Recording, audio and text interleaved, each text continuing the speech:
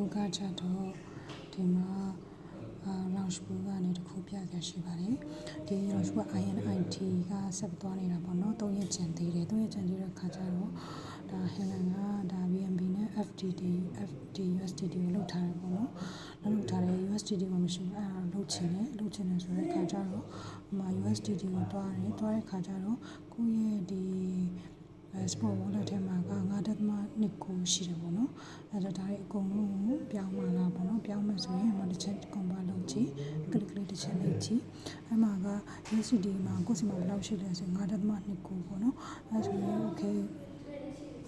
အဲ့ဆိုတဲ့အခါကျတော့ဒီမှာတော့9.2ကနေ okay ဘယ်လိုလုပ်မလဲဆိုတော့4.44ပြောင်းမယ် okay lucky number အနေနဲ့လေးပြောင်းပါတယ်အဲ့ဒါပြောင်းပြီးပြီဆိုတဲ့အခါကျတော့အဲ့ကဒီမှာဆိုရင်1 USDT ကတဲ့ဒီဥစားလောက် exchange rate ရှိရပေါ့နော်အဲ့ဒါ preview နေကြည့်မယ်ဆိုတဲ့အခါကျတော့ဒီမှာ1 USDT မှာဆိုရင်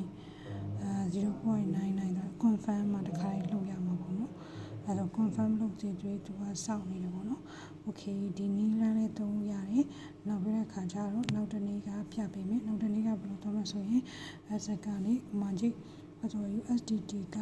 9.2ရှိရပေါ့နော်အဲ့တော့ကိုကဒီ USDT ကနေကိုပြောင်းလို့ရတာကအဲ့မှာက market ကိုတစ်ချက်သွားဆိုဒီ trade မှာ USDT နဲ့ဒီ pair ကိုရှာပေါ့နော်အဲ့ pair မှာဘယ်လိုရှာလဲဆိုရင်အဲ့ဆိုတော့ USDC နဲ့ USDT ကိုသွားမယ်သွားတဲ့ခါကျတော့ကိုကဘယ်လောက်လုပ်မလဲဒီမှာဆိုရင်တစ်ချက်နဲ့ပေးနေရပေါ့နော်တစ်ချက်နဲ့ပေးနေရဝယ်မှာလားပေါ့နော်အဲ့ဆိုတော့ခဏလေးဖို့လေးနဲ့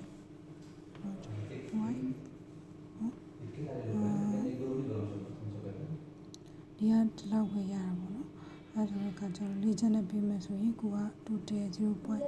ဒီလောက်ပေးရမယ်လို့ပြောတာပေါ့နော်အဲ့ဆိုတော့5ချက်နဲ့ယူမယ်ဆိုရင်9.335ပေါ့နော်အဲ့ဆိုတော့ဒါမီအဲ့ဆိုတော့ဒီလိုမျိုးလေးမှာဘိုင်လို့နေလိုက်မယ်ဆိုရင် okay ဒီမှာကလစ်လိုက်တယ်ပေါ့နော်အဲ့ order ကို create လုပ်လိုက်တယ်အဲ့ဆိုတော့ခါကျတော့ကိုယ့်ရဲ့ဒီ asset ထဲမှာတွားကြည့်မယ်ဆိုရင်ဒီမှာခဏလေးစောင့်ပါအဲ့ဆိုတော့ဒီမှာ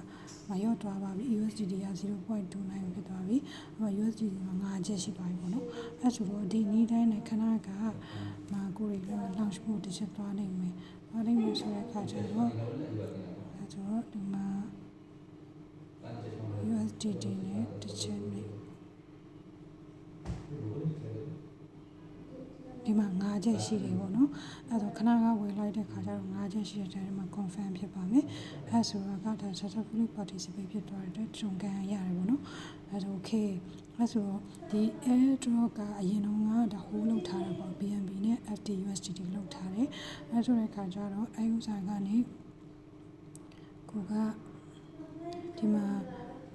ရထားတယ်ပေါ့နော် BNB unlock လုပ်မယ်ဆိုရင် unlock ဆိုပြလိုက်တာအဲ့ဆိုတော့ဒီမှာခဏကunclaim airdrop ပေါ့နော်အဲ့ဆိုအရင်က2ရက်လောက်ကရထားတာလောက်အဲ့ဆိုမှ claim လုပ်လိုက်ပါမယ် okay အမှ claim successfully ပေါ်ပါတယ် okay နော်အဲ့လိုဒါမတင်နေနဲ့ separation တို့ okay အဲ့ဆိုတော့ခါကျတော့ဒီမှာ3ရက်ကျန်သေးတယ်ပေါ့နော်အဲ့ဆိုတော့ဒီမှာကခဏ refresh ပြန်လုပ်မယ်ပြန်လုပ်လိုက်တဲ့ခါကျတော့နာကဒီ airdrop ကဒီ total ပေါ့နော် okay တစ်ချက်ပြန်ပတ်စုံမယ်အဲ့ဆိုတော့ဒီဥစားလေးပါပဲကျေးဇူးတင်ပါတယ်